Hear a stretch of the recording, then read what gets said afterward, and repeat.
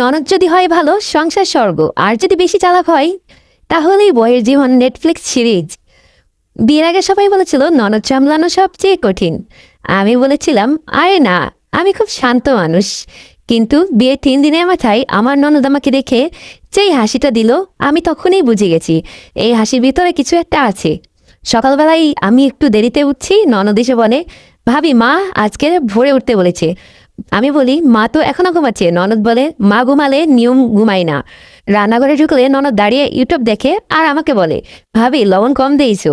আমি বলি, তুই তো চোখেই দেখিস নাই। ননদ বলে, অভিজ্ঞতা থেকে বলছি।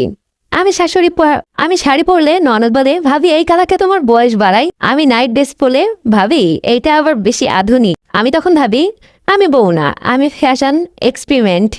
সবচেয়ে ভয়ঙ্কর সময় যখন ননদ বলে, ভাবি ভাইয়ের কাছে একটু গিয়ে বসো। আমি বসতেই ননদ দৌড়ে গিয়ে শাশুড়ির কাছে, মা ভাবি আর ভাইয়া আবার শুরু করেছে। রাতে ঘুমানোর সময় আমি ফোন টিপছি, ননদ বলে, ভাবি বেশি ফোন টিপিস না, সংসার নষ্ট হবে। আমি বলি, তুই সারাদিন ফোনে থাকিস, নল ধাসে। আমি ননদ, আমার লাইসেন্স আছে। কিন্তু সত্যি বলতে কি, এই ননদই আবার আমার জন্য লুকিয়ে চকলেট আনে।